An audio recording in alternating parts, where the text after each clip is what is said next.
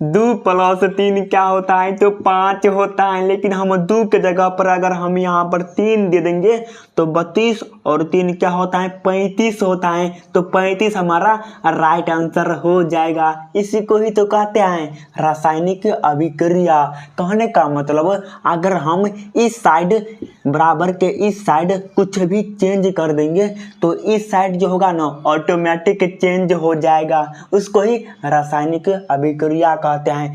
लेकिन अगर कोई पूछ देगा कि बराबर के जो इस साइड हमारा होता है इसको कहते क्या हैं, तो इसको अभिकारक कहते हैं। क्या कहते हैं? अभिकारक कहते हैं। लेकिन बराबर के जो इस साइड होता है इसको क्या कहते हैं? इसको हम प्रतिफल कहते हैं।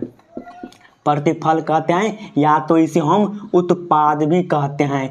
इसको ही रासायनिक अभिक्रिया कहते हैं। समझ गए? समझ गए। लेकिन इसके बाद क्या आता है? इसके बाद ये देखने के लिए मिलता है, और सबसे जो इम्पोर्टेंट होता है संतुलित कैसे करते हैं रासायनिक समीकरण को। इसमें बहुत कन्फ्यूज हो जाते हैं और नहीं बनता है। एग्जाम में आता है तो फंस जाते हैं कि इसका क्या आंसर होगा, इसका क्या आंसर होगा। इसलिए इसको भी दूर कर देंगे एकदम सिंपल मेथड के साथ। उसके बाद हम यहाँ पर जो प्रकार होता है, जो संतुलित कहने का मतलब जो विस्थापन अभिक्रिया होता है, जो द्विविस्थापन अभिक्रिया होता है, जो हमारे पास अवक्षेपण अभिक्रिया होता है, जो ऊष्माक्षेपी होता है, जो ऊष्माशोषी होता है, उसको भी डिटेल से समझने का प्रयास करेंगे एकदम आसान भाषा में। तो सबसे पहली बात है स्टार्ट कर देते हैं। ये तो हम समझ गए रासायनिक अभिक्रिया क्या होता है। उसके बाद हम देखते हैं ये होता क्या है, इसका एग्जाम्पल समझते हैं। देखो जैसे हम यहाँ पर लिख दिए Mg+O2 बराबर में क्या हो जाएगा, तो Mg आप बोलेंगे क्या O2 हो जाएगा। ये गलती होता है, गलती हो जाएगा। कहने का मतलब देखो यहाँ पर Mg था, अगर हम इसको मैग्नीशियम होता है, Mg का जो संकेत होता है Mg होता है, और ऑक्सीजन का जो संकेत होता है O2 होता है। लेकिन अगर हम इसको मिला देंगे तो यहाँ पर क्या है Mg है और O2 है, तो MgO2 लिख देंगे। लेकिन ये गलती हो जाएगा। आप ही सोच के देखिए, कहीं पर मैग्नीशियम का ऑक्साइड लगा हुआ है, मान के चलिए हमारा ये जो नाक है ना, यहाँ पर एल्युमिनियम का ऑक्साइड लगा है, और यहाँ पर जो है कान में मैग्नीशियम का ऑक्साइड लगा हुआ है। वो तो लगा होगा, लोहा में ऑक्साइड लग जाता है इसलिए जंग लग जाता है, लेकिन ऑक्सीजन नहीं ना लगता है। मान के चलिए हमारा ये जो कान है इसमें ऑक्सीजन थोड़ी अटका होगा, हरदम ऐसा ऐसा जाता ही होगा। इसीलिए हमेशा 2 नहीं लगता है, यहाँ पर 2 नहीं लगता है, लेकिन यहाँ पर 2 लगता है। क्यों लगता है? क्योंकि देखो अगर हम यहाँ पर 2 देंगे, यहाँ पर तो 2 दे नहीं सकते हैं क्योंकि ऑक्साइड होता है, न कि ऑक्सीजन होता है। इसलिए हम 2 यहाँ पर देंगे। तो अगर हम यहाँ पर 2 देंगे तो मैग्नीशियम जो होगा 2 हो जाएगा, मैग्नीशियम 2 हो जाएगा और ऑक्सीजन भी 2 हो जाएगा। कहने का मतलब अगर हम 2 और ए भी यहाँ पर लिखा हुआ है तो हमारा पास जो 2 है ना वो ए भी हो जाएगा और 2 बी भी हो जाएगा, यानी कि 2 गो ए है और 2 गो बी है। इसलिए यहाँ पर 2 मैग्नीशियम है और 2 गो ऑक्सीजन है। अगर यहाँ पर मैग्नीशियम 2 गो हो जाएगा तो यहाँ पर भी हम 2 दे देंगे, तो हमारा ये जो है ना संतुलित रासायनिक समीकरण हो गया।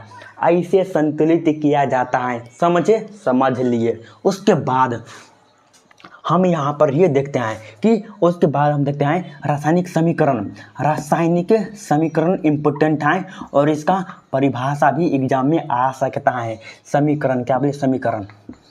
इसमें क्या होता है? इसमें जो होता है ना, यानी क्या, किसी भी केमिकल नहीं रिएक्शन को लिखने के लिए उसके सिंबल से लिख सकते हैं या तो उसके फार्मूला से लिख सकते हैं। कहने का मतलब मेरा नाम कन्हैया है, कन्हैया को हम पूरी नाम लिख सकते हैं। ऐसे करके हम कन्हैया पूरी नाम लिखेंगे, कन्हैया कुमार लिखेंगे, पूरी नाम लिखेंगे। इसको हम ऐसे भी लिख सकते हैं, या तो हम इसके ऊपर में के लिख कर ऊपर में एन दे सकते हैं, फार्मूला भी बना सकते हैं अपने नाम के लिए।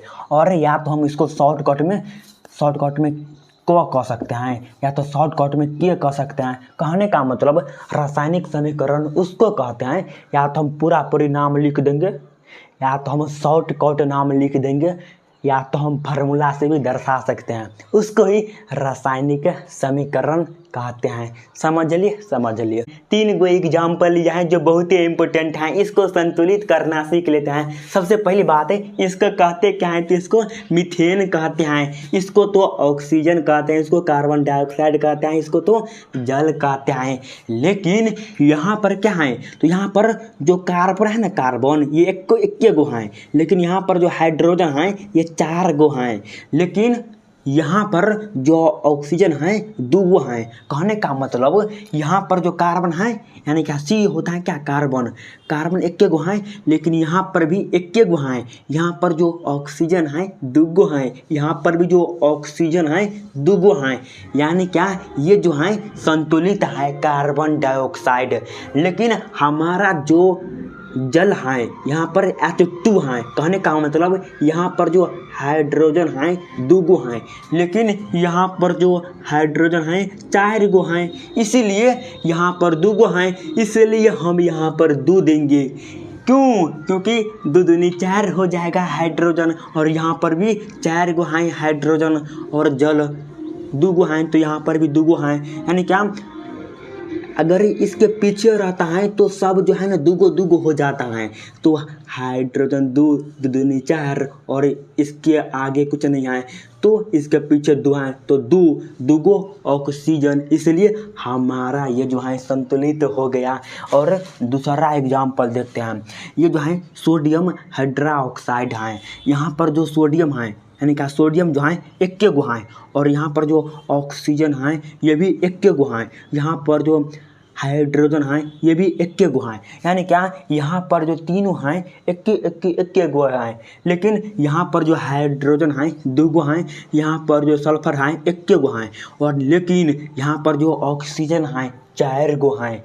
तो देखो यहाँ पर जो है सोडियम 2 गो है, लेकिन यहाँ पर तो 1 गो था ना, 1 गो था, और जो सल्फर था यहाँ पर 1 गो था। नहीं यार, यहाँ पर तो सल्फर नहीं है ना, यहाँ पर नहीं है, तो देख लेंगे ऑक्सीजन 4 गो है, तो ऑक्सीजन जो है यहाँ पर क्या गो है, यहाँ पर 2 गो है। नहीं यार, 1 गो नहीं छे, तो ऑक्सीजन एक गो छे, या तो 1 गो छे ऑक्सीजन, लेकिन तो 4 गो छे। हाँ, ये तो समझ गेलिए, हाँ समझ गेलिए। तो हम की करबे, अतो जे छे ना, अतो 4 दो देबे, और अतो 2 दे देबे, कियाकि अतो 4 गो सोडियम हो जेते, अतो 2 दूनी 4 गो, अतो 4 गो सोडियम हो गेले, अतो 4 गो सोडियम हो गेले, और यहाँ पर क्या है, तो ऑक्सीजन है, यानी क्या 4 गो ऑक्सीजन, यहाँ पर भी 4 गो ऑक्सीजन, यहाँ पर भी। कहने का मतलब ये हमारा संतुलित हो गया। लेकिन यहाँ पर जो है हाइड्रोजन 2 गो हैं, 2 गो हैं, हाँ 2 गो हैं, और ऑक्सीजन जो है वहाँ पर 1 गो है, लेकिन यहाँ पर 4 गो है, तो यहाँ पर भी 4 दे देंगे, तो यहाँ पर भी 2 देंगे, तो हमारा हो जाएगा, हमारा संतुलित हो गया। अगर यार देखने में अगर नहीं समझ में आ रहा होगा, इसके लिए मैं माफ़ी चाहता हूँ, क्योंकि जगह का अभाव है यार, आप भी समझ सकते हो। लेकिन अगर हम ये अच्छा से समझा देते हैं, देखो यार, यहाँ पर सोडियम क्लोराइड जो है यहाँ पर 1 गो है, सोडियम भी 1 गो है, और क्लोरीन भी 1 गो है, लेकिन हमारा जो Ag यानी का सिल्वर जो है हमारे पास 1 गो है, और नाइट्रोजन भी हमारे पास 1 गो है, और हमारे पास जो ऑक्सीजन है 3 गो है, लेकिन यहाँ पर भी 1 गो है। तो ये हमारा सही हो जाएगा, ये हमारा सही हो जाएगा। हाँ, ये हमारा संतुलित है, लेकिन ये संतुलित नहीं है। यहाँ पर भी ऑक्सीजन जो है 3 गो है, और नाइट्रोजन 1 गो है, हाँ 1 गो है, और सोडियम 1 गो है, 1 गो है, यानी क्या ये हमारा संतुलित है, ये हमारा संतुलित है। क्यों संतुलित है? क्योंकि देखो यहाँ पर भी सोडियम 1 गो है, यहाँ पर भी सोडियम 1 गो है, यहाँ पर जो NO3 यानी क्या नाइट्रोजन जो है 1 गो है, यहाँ पर ऑक्सीजन जो है 3 गो है, तो 3 गो यहाँ पर भी हैं, और यहाँ पर जो Ag है यहाँ पर भी 1 गो है, यहाँ पर भी 1 गो है, यहाँ पर क्लोरीन जो है 1 गो है, इसलिए यहाँ पर भी 1 गो है, यानी क्या ये ऑटोमेटिक हमारा संतुलित है। ऐसे संतुलित किया जाता है। इसके बाद हम देख लेते हैं विस्थापन अभिक्रिया क्या होता है, क्या बोले द्विविस्थापन अभिक्रिया। सबसे पहली बात है संयोजन अभिक्रिया क्या होता है, संयोजन अभिक्रिया। संयोजन अभिक्रिया जो होता है यानी क्या, इसमें क्या होता है जैसे A प्लस में B क्या होता है तो AB हमारा हो जाएगा, इसको ही संयोजन अभिक्रिया कहते हैं। और वियोजन अभिक्रिया किसे कहते हैं, तो हमारे पास जो AB होता है ये A और प्लस में B में टूट जाएगा, इसको हम वियोजन अभिक्रिया कहते हैं। क्या कहते हैं, वियोजन अभिक्रिया कहते हैं। और दूसरी बात जो हमारे पास है विस्थापन अभिक्रिया होता है, विस्थापन अभिक्रिया क्या होता है इसके भी बारे में समझ लेते हैं। जो विस्थापन अभिक्रिया होता है इसमें क्या होता है, देखो हमारे पास A है, यहाँ पर A प्लस में A है और B और C यहाँ पर है।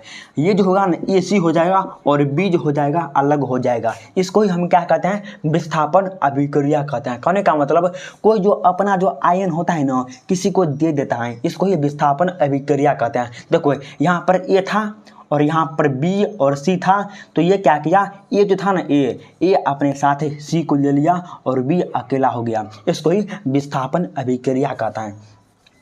और एक जो हमारे पास होता है अवक्षेपण अभिक्रिया होता है। क्या बोले अवक्षेपण, अवक्षेपण अभिक्रिया क्या होता है, तो जो अवक्षेपण अभिक्रिया होता है कोई भी जो यौगिक होता है वो जब किसी अभिक्रिया के साथ भाग लेता है और वो जब बनता है उत्पाद यानी क्या प्रतिफल में, तो उसके साथ साथ अपने साथ जो है ना ठोस अवस्था में रह जाता है। कहने का मतलब मैं जो हूँ ना हमको गला पिघला कर किसी अवस्था में डाल देगा तो हम जो है ना ठोस हो जाएंगे, उसको ही अवक्षेपण अभिक्रिया कहते हैं।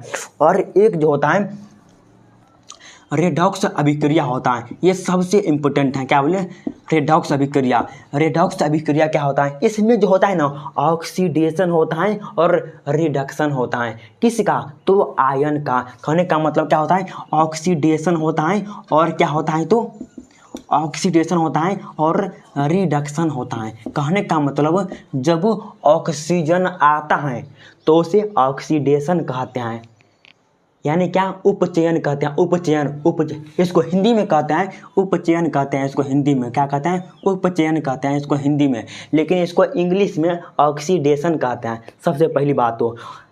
लेकिन अगर ऑक्सीजन जो है निकलता है तो उसे रिडक्शन कहते हैं। कहने का मतलब उसे अपचयन कहते हैं, अपचयन कहते हैं। इसमें बहुत कंफ्यूज हो जाते हैं, इसको याद कैसे रखेंगे।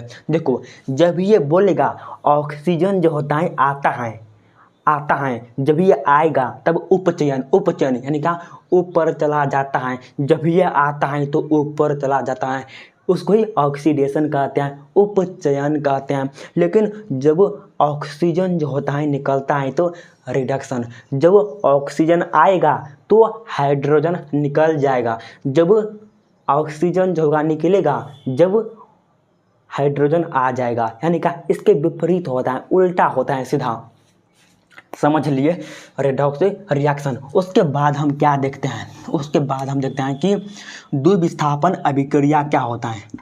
द्विविस्थापन अभिक्रिया क्या होता है, ये भी बहुत ही इंपॉर्टेंट है। इसमें क्या होता है, देखो हमारे पास है A B प्लस नहीं यार हाँ A B plus C D लेते हैं और जब इसको मिलाते हैं ये हमारा 1 हो गया और ये हमारा 2 हो गया, इसलिए इसको हम विस्थापन अभिक्रिया कहते हैं, द्विविस्थापन अभिक्रिया कहते हैं। जब क्या होता है A के साथ C आ जाएगा और B के साथ D आ जाएगा, B के साथ D आ जाएगा यानी का BD, इसको ही द्विविस्थापन अभिक्रिया कहते हैं। बहुत ही इंपॉर्टेंट है यार, बहुत ही इंपॉर्टेंट है।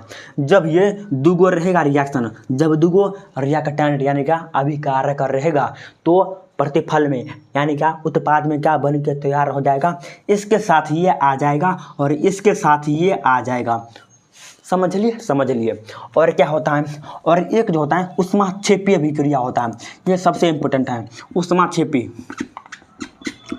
ऊष्माक्षेपी अभिक्रिया क्या होता है, जो हमारे पास ऊष्माक्षेपी अभिक्रिया होता है, इसमें जो होता है ऊष्मा का क्षय हो जाता है। कहने का बात अगर हम खाना बनाते हैं, भात ही जो बनाते हैं, भात तो बन जाता है लेकिन उसके साथ जो ऊष्मा होता है बाहर निकल जाता है, तब ना बोलते हैं मम्मी गए बहुते भात गरम छे बियन कनी होक दी, तब ना धुआं जो उसका होता है बाहर निकल जाता है, उसको ही ऊष्माक्षेपी अभिक्रिया कहते हैं।